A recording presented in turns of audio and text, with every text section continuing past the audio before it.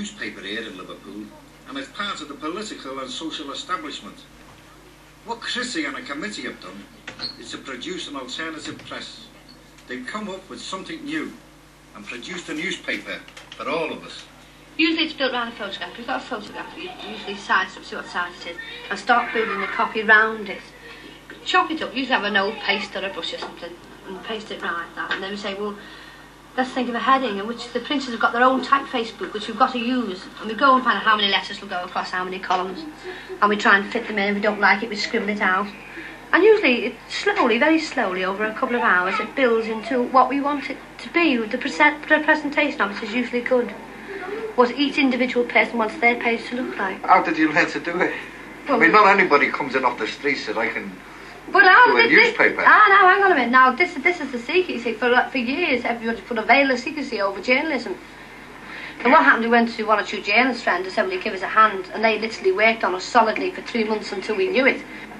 But then the rest of it, of course, is practical. You've got to do it. You've just got to have a bash and learn as you go along, which we did. And we have learned. And what we're doing now, we're passing the knowledge on to other people to do exactly the same as what we did. But we are a living example to other people in Liverpool. People look at us and say, well, look, we know they're ordinary people. And they've done it. We can do it.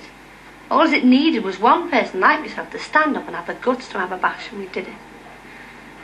The newspaper becomes part of you, doesn't it? Oh, yeah. God, you live, eat and sleep papers. There's no doubt. There's no easy way out. Don't ever let anybody kid you up and say you put a few hours a day on it.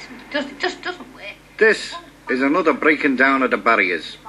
It's the people doing it for themselves, becoming artists and journalists, without the crutches of the state, the grammar schools, the O-levels, the handouts, and all the rest of it. I think that all art is really communication. Whether you paint, write newspapers, do sculpture, all you're doing is saying something worth listening to. And if you say it best in whatever medium you know best, then that's okay.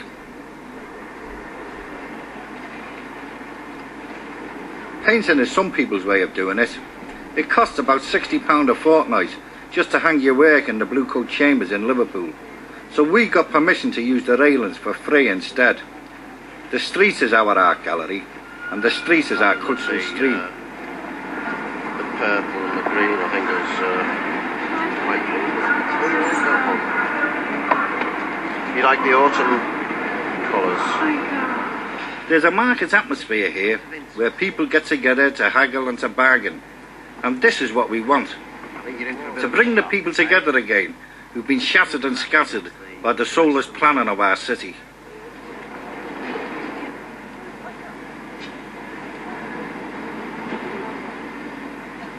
It's all happening now. Liverpool people are beginning to organise themselves. We're not relying on the politicians and the press. We're doing our own organising. We're doing our own propaganda. We're doing our own newspapers, our own art. We're coming into our own. We're teaching ourselves. What are they? They're sort of prints, actually. It's in a photographic technique, really. Yeah. They look like enamels to me, you know. Well, it's glossy paper. It gives you that sort of sheen on it. Yeah, nice finish on them, isn't it? Yeah. Yeah, it's just a matter of mounting, and that's the trouble. You know, on chipboard it's quite difficult. Yeah. Trying to get a sort of grainy effect on it. I thought they were enamel plates, you know, that you'd made yourself. Yeah. It's very difficult to explain, actually. It's a sort of chemical process using light. Yeah. And you interfere with the light and project it onto a piece of paper. Yeah. Onto a sort of specially sensitive light paper. Yeah. It's really an it's sort of photographic technique without using a camera. You know what I mean? Yeah. Have you coming down here long? This is our third week. Your third week? Have you sold any? We sold 4 last week and 2 the week before. I think a man is what he does, and I'm glad that Liverpool now has a place where people geared to painting can come and put their work out on the street and say, there you are, that's me, that's what I am. Personal. Here, you've got people who come and talk to you and they ask you how you did it, even how you felt when you did it. I sort of spend very often my lunchtime in the dock and go and do a sketch for about 20 minutes on any old piece of paper. And this is more or less as I see them. I used to work on the Soaks myself. I know. Because your father was down on the same dock that I work at. But you know Frank Henry? Oh, I know Frank Henry. Yeah, he paints down on the docks too. I know all his paintings too. Yeah. If you wanted to know something of the spirit of Liverpool, you'd have to meet Mr. Liverpool himself, Bill Shankly, the manager of the Liverpool Football Club. Well, that's it. That's it. Come on in. This is my church. Why'd you say that? Well, because this is where I live. This is where my life is. The town grows on you, doesn't it? The city grows on you, yeah. Bill Shankly wasn't born in Liverpool, but he's probably more of a Liverpudlian than anyone I know. He has a fantastic identity with the people. This is where his interest is. This is where his love is, and that counts. Despite the fact that we have got two teams in this city, one plays at Goodison, which isn't far from here, and one plays here, and they play against each other. There's animosity, but there's no fights. Yeah. They can behave themselves. Yeah. They can argue to the point of fighting, but I've never seen a fight here. No. What's the spirit of the club? Well, it's the spirit of the people, and their worship for the team. And the team has done well over the years, and more so in the last 10 years when they've been very prominent. Yeah. And they've won championships and cups. This, of course, it makes them even more enthusiastic, if that's possible. Yeah. They're enthusiastic enough, but if they win something big and they're proud and they've got great players as we have, then that's the spirit of the club. The spirit of the club is the spirit of the city of Liverpool. Yeah. You know the songs they sing. You know, you never walk alone. Yes. And yes. And the flags and the yes, bumps. Yes. It's like yes. It's like hymns, really, aren't they? It is. This is their shrine as well. Yeah. Although many will go to the church on a Sunday, I think this is the main church as well. This is a place to worship. Sure. Yeah. They worship their idols. I mean, when you take all week, working away. Yes. Comes the weekend. Yes. They want to flock to here. You couldn't keep them back. Yeah. They've got an idea of personal relationships. Sure. In the team. Sure. And this is why I think, this is a working class game. Sure it is. And they come here and they see all the great skill and things like that. And then they work as a team. Yeah. And then their colours. Yeah. Yeah, and they work as a team. Yeah. See? Oh, sure. Yeah. I remember you mentioning some time ago that there's people actually come here to get buried. People come here with the ashes of their relatives have been cremated. Yeah. And they scatter the ashes and all over the cop, all over the Anfield ground here, at this end, at the Anfield Road end, down the side, in here, and the net here, a yard inside the line. So that's the spirit of Liverpool. Yeah. And that's the spirit of the city of Liverpool.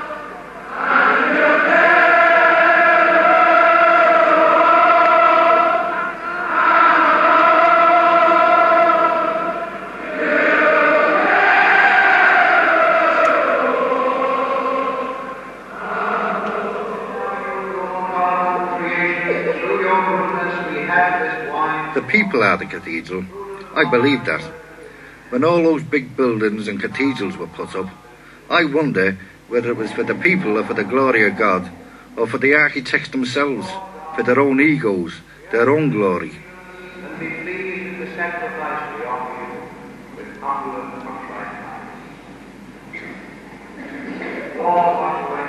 We have an exception here in Leyland, where the church has been designed for everybody. If we're going to have big buildings, then let's have them like this one, where you can see the faces of everybody, because then we're looking at the church and we're looking at ourselves. It's not just a matter of taking part in the services.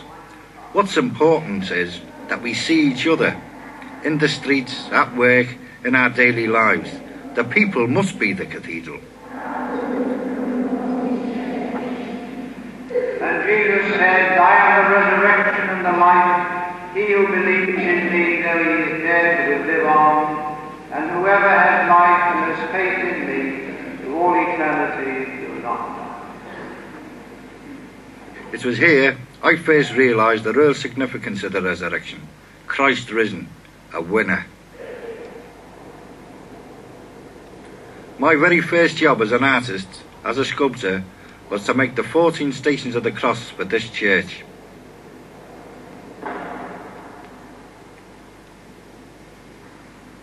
When I started work, the only real references I had that I believed in was my own experiences in Liverpool, my own history.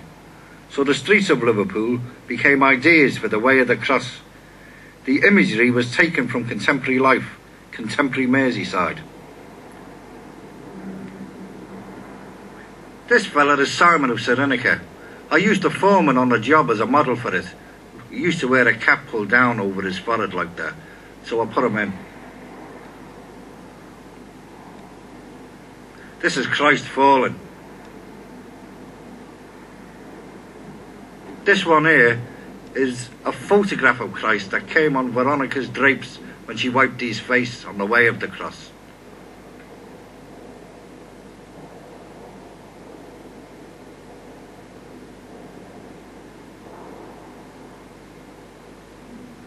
This drapery, this is where the faceless soldiers stripped Christ and played dice for his gear. I put no faces on them because they can't think for themselves. They're told and ordered what to do. He has to forgive them because they didn't know what they were doing. This is the crucifixion, getting nailed up.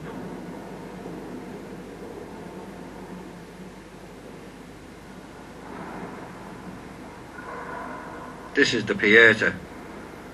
I used an old mother, an old woman, because most of our mothers are old. But traditionally, the journey finishes at the 14th station, in the tomb. It was then that I asked myself what the hell it was all about. I wanted a resurrection, so I made a 15th station. Well, they cut me down and I leap up high. I am the life that... This isn't a 2,000-year-old story. It's right now.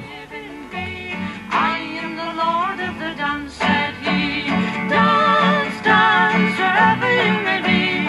I am the Lord of the dance, said he. And I'll lead you all, wherever you may be. I will lead you all in the dance, said he. Dance, dance, wherever you may be. I am the Lord of the dance, said he. And I'll lead you all, wherever you